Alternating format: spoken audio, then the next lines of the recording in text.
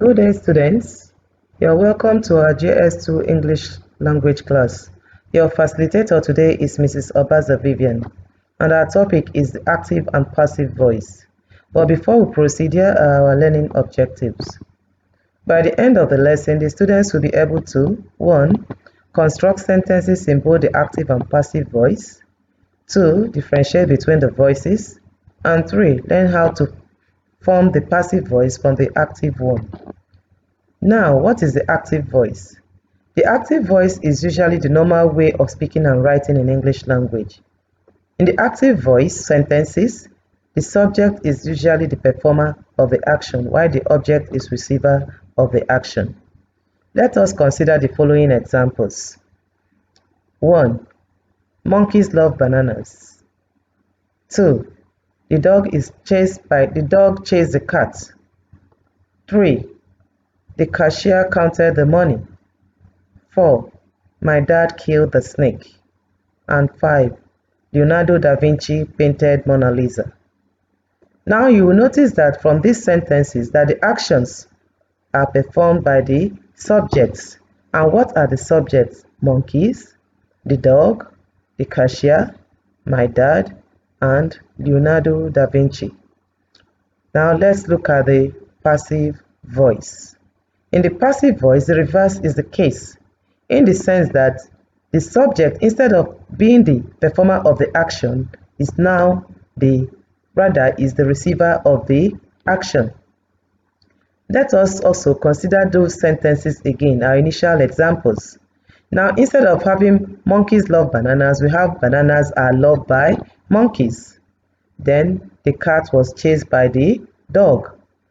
The money was counted by the cashier. The snake was killed by my dad. And Mona Lisa was painted by Leonardo da Vinci. You will notice that all the subjects in the active form sentences are now in the subjects in the active form sentences are now in the object position. The active voice and the passive voice, there has been a reverse of the role of the subject and the object. And now let us look at how the passive voice is formed.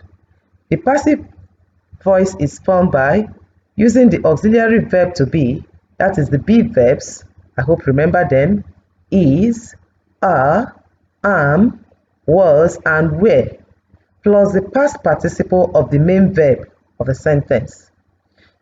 For instance, if you want to make a sentence in the simple present tense, you use the be verbs am, is, or are. But if it's in the simple past tense, you use were and was. Let us consider the following examples. The first one, wine is made from grapes. The second one, my friend was attacked by our dog. And the third one, her money was stolen by her son. And our verbs are made, attacked, and stolen. Now let's consider the first one. The first verb, made. Made is the past participle of the verb make. Remember our regular and irregular verbs. In regular verbs, remember that the past tense verbs and the past participle are the same. There is no change. And so make, the verb make, is an example of a regular verb. So also is the second example, attacked, which is also the past participle of the verb attack. It's also another regular verb. But example number 3, here we have an irregular verb, stolen, which is the past participle of the verb steal. You have steal, stole, stolen. Now, you also know that when the performer of the action wants to be shown, you use the preposition by. Let us consider these following examples again in the active and the passive sentences in using different forms of verb tenses. Now, look, the first one example is in the simple present tense. The old lady cleans the house every day. Our simple present tense here is cleans because it's a habitual action that the old lady does every day. And so we use the S form of the verb clean, cleans. And then the passive form of it is the house is cleaned by the old lady every morning. Then the second example, the mechanic is cleaning my car. The present progressive here is cleaning. The passive form of it is my car is being repaired by the mechanic. The next example is in the present perfect tense. The laborers have done the work. Our verb here is, our perfect tense here is what? Have done. Then the progressive, the passive form of it is what? The work has been done by the laborers. Now, the next example is the simple past tense. Mr. Akpan punished the students.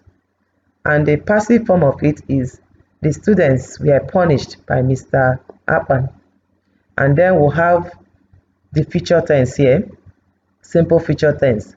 Hallelujah diet will prolong your life. And then we'll have the passive form of it, your life will be prolonged by hallelujah diet. I want you to know the following points because they are very important. 1. There must be agreement between the subject and the verb in both the active and the passive voices. This is one of the rules of Concord. Remember, in the rules of Concord, you have been told when we've studied verb that singular subjects take singular verbs and plural subjects take plural verbs. Let us look at the examples. The laborers have finished the work. The laborers have finished the work. And so you have our subject, the laborers. Because it is plural, we have to take a plural form of the verb. That is why we are using have. And the passive form of it is the work has been finished by the laborers. Here also, the subject is singular, and so we use the singular form of the verb has. The second example, the gate man is watching us. The gate man is watching us. The gate man is a subject and is singular, and so that we use the singular form of the verb is. Then number 2, you have the passive form of it. We are being watched by the gate man. We is plural, and so we use the plural form of the auxiliary are.